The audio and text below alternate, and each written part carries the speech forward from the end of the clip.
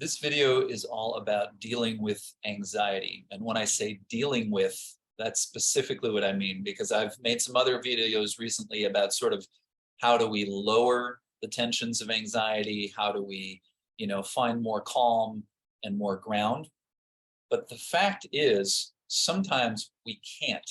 And there is actually an important question about enduring anxiety. Now, this doesn't mean sort of that we have to say to ourselves, oh, it's okay for my body to be charged in this way. I should just put up with this. This is normal. No, not that at all. In fact, what we're looking to do in these different videos that I've been sharing with you is to begin to recognize what Moshe Feldenkrais called the body pattern of anxiety. But again, to understand that somehow eliminating it, making that crazy world around us suddenly transform into the idyllic utopia that we wish we lived in, that's not going to happen, right? That's not going to happen. Believe me, I'd like to know that trick just as much as you would. But the reality is, life can be highly anxiety provoking, especially in today's world. And like it or not, we're going to find ourselves again and again and again in these situations that make us anxious.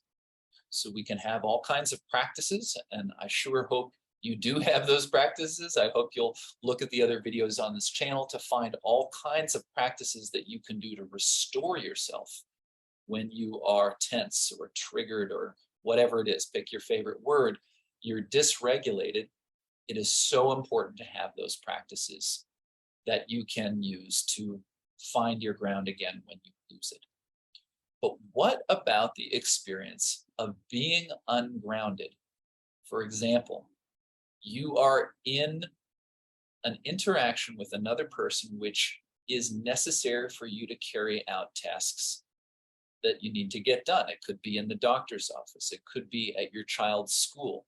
It could be at work. It could be a conversation with your partner.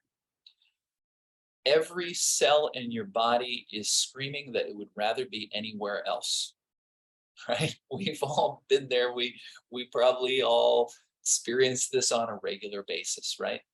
And that's the thing. This happens to us on a regular basis. I don't want to be here doing this right now, but I am. How can I handle this? Okay. So the funny thing is, as I'm speaking right now, I'm just noticing my speed, right? And I'm going to slow down a little. You might have clicked this video because you're dealing with anxiety and you're like, wow, this guy's talking all this stuff at me. It might feel a little uncomfortable already. I just noticed a little of that discomfort myself. Yeah. So I'm turning it down a little bit. And now I'm going to give you a practice that is going to be exactly about what I just did. And I promise I didn't plan that. I'm actually making this video right now because I have a plumber who's supposed to be coming soon. They're going to come in my bathroom. They're going to make a ton of noise. This is my only moment today to make you this video. And so I'm kind of rushing, right? Okay. But that turns out pretty good because this is the point. I have something to do. In this case, it's me making you this video. I'm a little anxious. Why? Because I don't have a lot of time, right? And I'm kind of like, I want to get this done today, right? So that's a real thing for me. But I want to show up in a way that I'm going to do what I actually set out to do, which is to offer you something that might help you.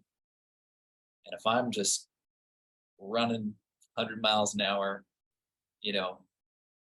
that's not helping so much. So just notice, perhaps, if you're still listening, if I didn't drive you away, what's it like now as I slow down? Does that help? We're still on the same subject, but I just got a notification on my phone over there, right? I see it, like, what's that? Oh, I'll ignore it, right? Okay, now I'm going to turn the phone over. Can't see it. Okay, so now I'm going to offer you practice. Let me tell you what it is. what just happened for me spontaneously. It's the same idea, but this is a practice. And you can do this when you're not in that anxious situation. But what we're going to do is we're going to actually simulate a little bit of anxiety. But we're going to start with a practice that's just a kind of straight up grounding practice, something you can do anytime, anywhere. When you don't feel grounded, you need to find the ground. But once we establish that ground, the second piece of what we're going to do is we're actually going to introduce a little bit of anxiety into the picture. You'll see how that happens when we get there. It's just a simple thing, but we're gonna, in other words, we're gonna develop some comfort, and we're gonna layer on a little of discomfort. But because we're doing this intentionally as a practice, we're gonna notice what the discomfort brings. And then we're gonna use all of those grounding skills that we've established for ourselves in the first round of the process, and we're gonna come back to them. And after a time, we're going to let go of that discomfort. And we're going to see how this practice of grounding that we've been doing that might feel a little more like what we call coping, because we're in an uncomfortable situation, need to cope for a bit. I don't want to be here, but I am.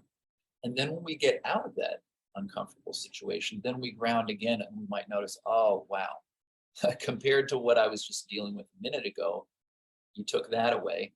Like, let's say you're in that doctor's office, but now if you walk outside and you get some fresh air and you move your body and you walk 5 blocks up the street, if you were grounding in the doctor's office, now you get to really take advantage of the work that you were doing in that anxious situation and take it deeper, because now I'm outside. Now I'm controlling the situation. Now I'm not confined.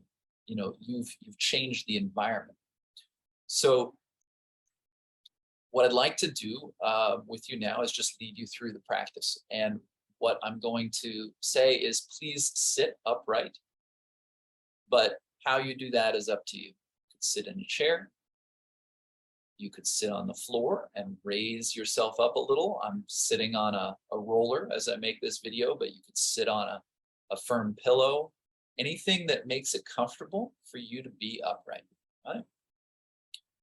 I'm going to slow myself down one more time right now, and I'm going to invite you into this process. So again, there's going to be 3 parts. An initial grounding. The second part is going to be a kind of an introduction of a little of a discomfort, but it's not going to be too intense. I'm sure you can handle it. And then after a while, you won't have to handle it anymore. We're going to take it away, and then we're going to re-ground a second time. Okay, makes sense? So let's just be silent for a moment with the breath.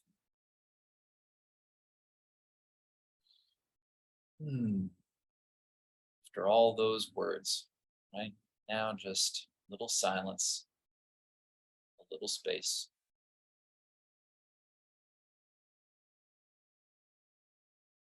And that word space, connect that word space to the breath. Breathe in, breathe out, and sense the space.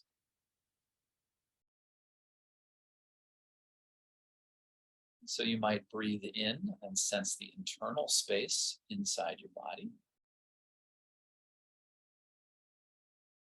For a couple of breaths, that can be the focus.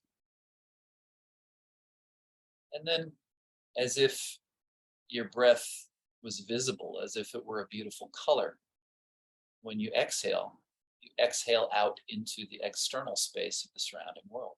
Right? You just experience how your breath connects your body to the world.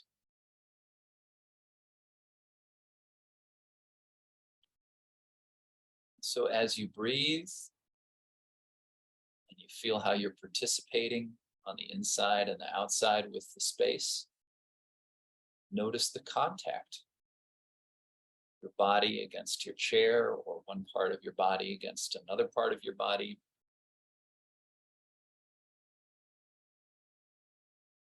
So where are you bearing your weight? somewhere on the bottom of your pelvis. If you're sitting in a chair, or maybe you're on the floor, feel the parts of your legs or perhaps the soles of your feet that are against the floor. And if your hand is in your lap, feel that. And notice that your uprightness depends on the support that you're getting. There's a way that you're resting on top of the floor, right? And you can almost imagine how your weight is coming down because of gravity into the ground. It could be a heaviness that you might feel. But if you're upright, if you think about your head up on top of your spine, you might begin to notice how you're rising up out of the ground. You have this length upward. Sometimes it's nice to imagine your head is like a helium-filled balloon. It's just floating upwards. And if you have this sense of being gently lifted, not trying to strain upwards, but as if a friendly person was holding the base of your skull and gently, gently lifting you, you might feel it changes your connection to the support below. You might come a little forward on your pelvis. You might find a little more space in your belly, right? And then you might enjoy some movement. You might allow yourself to shift a little left or right, forward or back. Just notice if till now you've been sort of making yourself sit still, and just notice you don't have to do that, right? So you shift, the point of contact below changes, enjoy that. Maybe there's a little bit of a rhythm. I'm shifting left and right, and so I can feel one sit bone, and I can feel the other sit bone a little more. And that rhythm happens at the same time as the rhythm of my breath going in and out. So if you just rock yourself a little bit and you breathe, right? Nothing special, but there's two different rhythms there.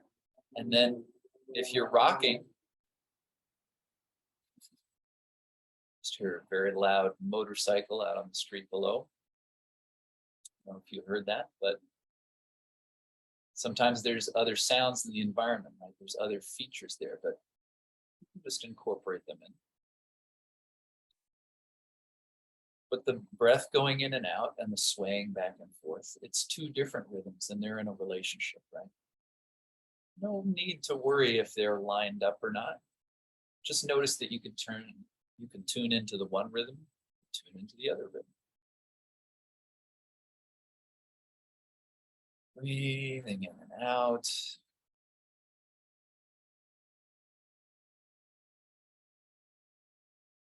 Enjoying the sounds in the environment and the spaces of silence between the sounds. And those sounds, for example, I have an air conditioner running and it's just, it's like this ongoing sound. But there's a way that's like this thing I can almost lean into, right? Or like me, if you're near a street with cars going by, when the car goes whoosh, and then the next car a little while later, whoosh, right? This is rhythm. It's in the world, and you have this rhythm in you, right? There's a way that there could be a relationship. Again, may or may not feel like what you tend to think of as music. There could be this relationship where you're aware that your rhythm exists with the world's rhythms, and they don't have to be in conflict necessarily, even if they aren't always lined up. Okay, and so what I've just introduced for you as this grounding process is 4 elements. We experienced the breath, the ground, space, and the sound, right? And if you wanted to add another element, if I do a little sway again, I move to the side and you look over my shoulder, you see the light coming in, right? And you can see on my face, and wherever you are, you can also notice there are areas of light and there are areas of shadow. Right now I'm gesturing with my hands in this little cyclical motion that just started happening, but you notice my hands reflect light. And so there's like, if we were in a conversation together, you and I, my gestures are also like shifting light towards you in different patterns, right? Now, we've just been through a lot of details. But if none of them are important, if we can let go of them just as easy as we can hold on, then what are we doing? We're just tuning into the actual sensory experience of being alive in any moment. Because all these elements, breath, space, sound, ground, light, they're always there. Okay, so what I'm going to do now is I'm going to leave a little more silence, take my voice out of your ear again for a moment so we can just have another moment of quiet. But after that, we're going to actually introduce a little bit of the discomfort we talked about. Okay, so that's where we're at in the process right now. So just take about a half a minute now, and again, shifting if you like, breathing, listening, but not worrying about getting anything right. Just again, establish that ground.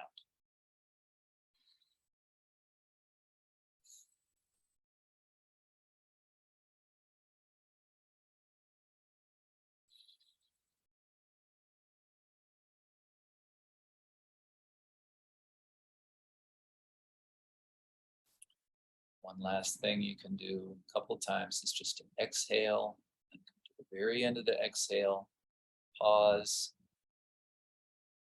and then let the inhale just come without needing to draw it in. Do that a couple times. Exhale and then wait. And just allow the world to send the air into you. Allow yourself to fill.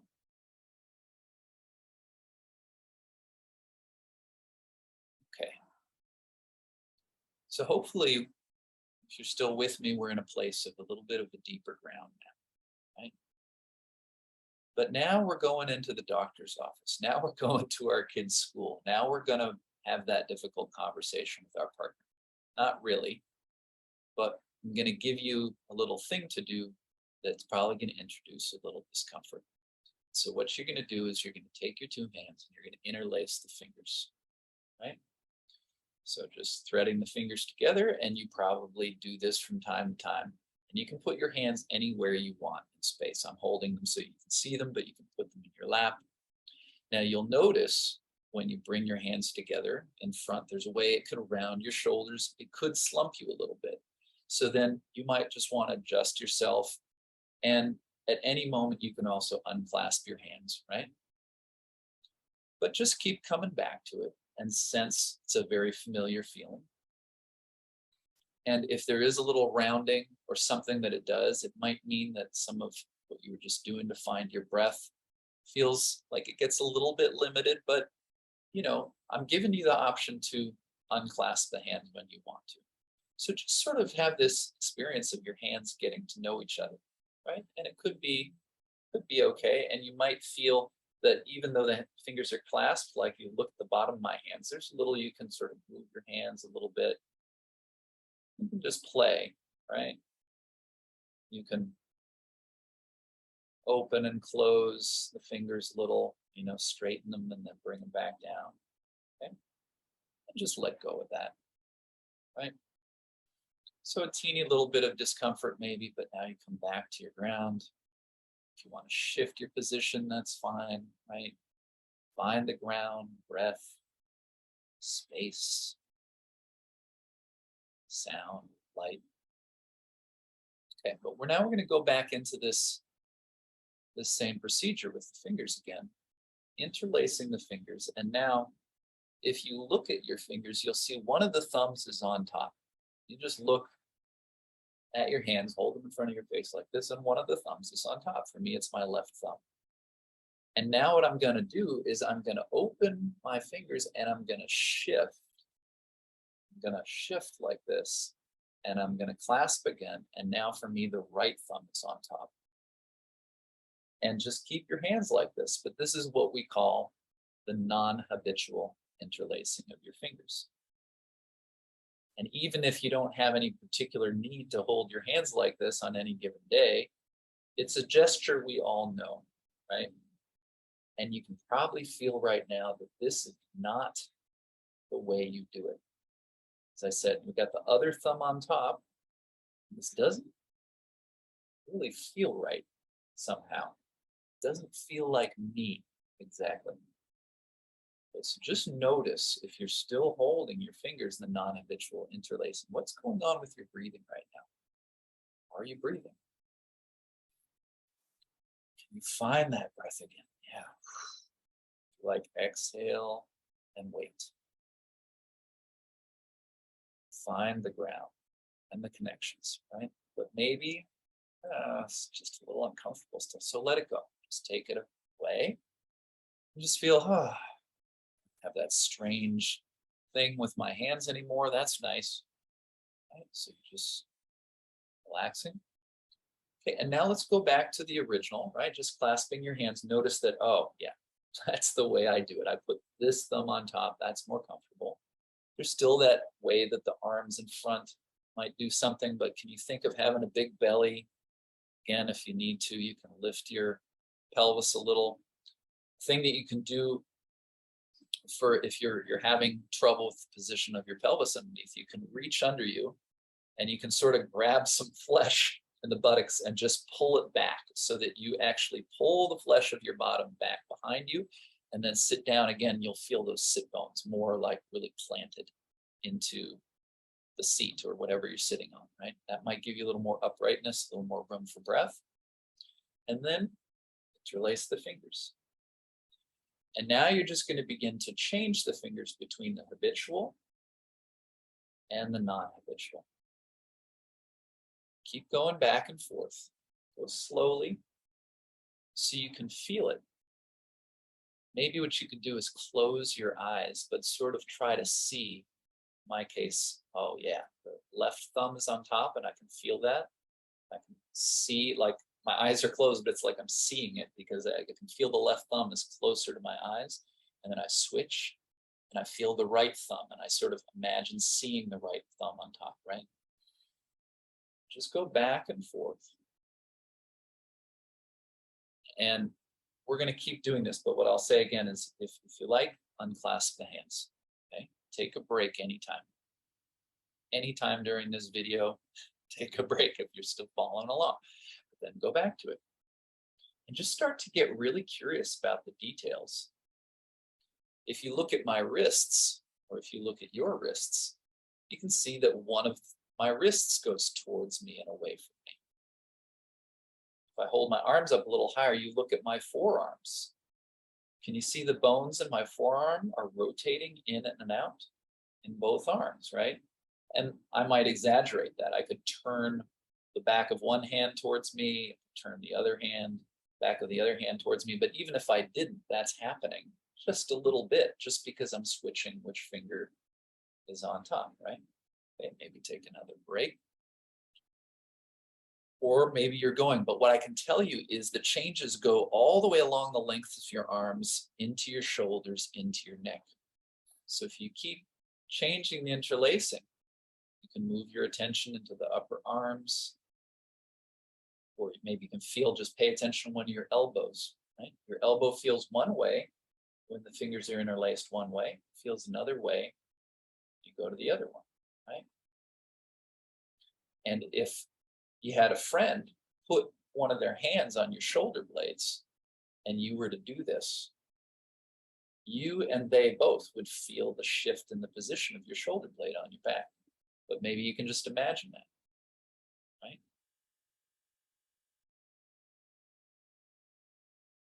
Take a rest if you need it. But there's two more things that I'm going to show you. And this whole thing we're doing here is to show you how deep our habits go, right? Because it's not just that I prefer to have this thumb on top. It's also that I prefer that feeling in my elbows, that feeling in my shoulders. But when I realize that I'm rearranging all of these joints, not just my fingers, then I realize this whole other possibility, right? So now think of the top of your head. And for a moment, you can take your hands away, but look for length, right? Length, that idea that I'm lifting up from the ground rather than sinking down into it, right? Generally, more length is going to give me more breath. It's going to give me more spaciousness. It's going to give me more equanimity with myself, right? You don't have to manufacture length that isn't there, then you'll start straining with your neck. No good. Yuck. We don't want that. But just again, if your head was a helium balloon and you could sort of float up and be in a nice place, now if you interlace your fingers, but you think of the space from the top of your head up to the ceiling,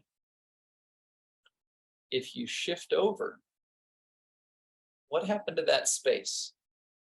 And you might say, I don't think anything happened. Well, just keep going back and forth. But my question is for you, when do you find it easier to find length? When is it easier to be taller? When you have that favorite thumb on top, or when you switch to the other side? And is there a moment you actually feel you get a little compressed downwards? Like you want to be long, but you kind of can't. Something's stuck in there, right? And so you could hold your fingers in one position and actually just breathe. Breathe with this idea of length, length, length, length, right? Maybe you find just a tiny half millimeter more length that doesn't feel like you had to strain to get it, just through kind of being clear. Even though there's a chance that you would start rounding, maybe just thinking of the shoulders and the chest being wide, right? Thinking of the breastbone lifting can help. But then switch your fingers. And maybe this is the situation where you notice, it's not quite as easy. Well, here's the thing. Maybe it's not going to feel as good as the other position, but what length is available here? What breath is available here? What kind of space in your belly can you find, even with this discomfort, being in this place that I don't really know myself so well? Right? So now just breathing with this non-habitual position that frankly you might not want to be in, but here you are. Here you are at the doctor's office. Here you are in that conversation you didn't want to have. Find your breath, and find the ground, find space all around you, hear the sounds. Your breath is making a sound right now. It's part of the rhythm of all the sounds around you. Okay. If you need to, just let it go, right? So there was two things. Just want to show you one more way that these subtle things, they can unsettle us. But then if we recognize what they are, we can ground again. So if you close your eyes, or if you prefer not to, you can soften your eyes and look down a little. But bring your attention to your eyes. Feel the feeling of your eyes and sort of notice where you're looking. Right? Let that be in the forefront of your awareness, and then interlace your fingers. Staying with the experience of your eyes, slowly change interlacing of your fingers and notice, did you just shift your eyes? Okay. Maybe you're not sure, so keep doing, but don't be deliberate with your eyes. But just notice, do your eyes want to settle into a different part of their sockets? Do they want to look in a slightly different direction here? Right? And if one of these positions of the hands is a little less comfortable, it could be that you don't like the way your eyes are in that moment. But then if you notice your eyes shift, and then the next time you shift your hands, you begin to expect the eyes to shift, you start to make a little more peace with it, right? My eyes are a little different when I change my hands. My spine feels a little longer in this place and a little shorter in that place. Oh, my elbow feels one way and then it feels the other way. Okay. And then just we're gonna wrap this up, but just end by going into that non-habitual place again. Just maybe for a few more breaths, and just how much peace and quiet, equanimity, calm can you find still in that less comfortable place?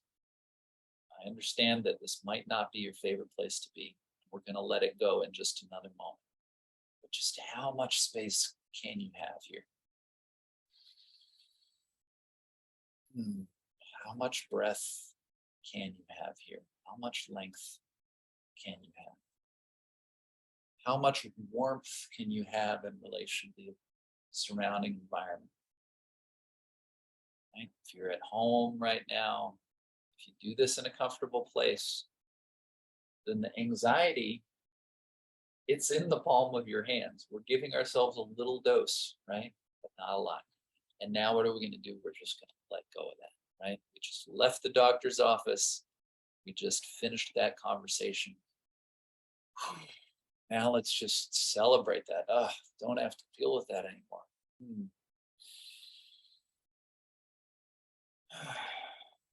Man, I know I'm breathing better. And I did it. I made this video that I wanted to make for you. Plumber's not here yet, so I don't have to worry that I wasn't productive today. That's another load off of me, right? Whatever it is for you, just enjoy that there's no more of that thing you have to put up with. There's no more of that weird thing you didn't want, right? And you made it through, and you're on the other side. And if you like, you can again ground in, literally by sensing the relationship to the ground. You can ground into the breath. Use the breath to experience how you're in relationship to the world. You and the world are not separate, right? You're connected. Breathing in and out. And then you hear the sounds, right?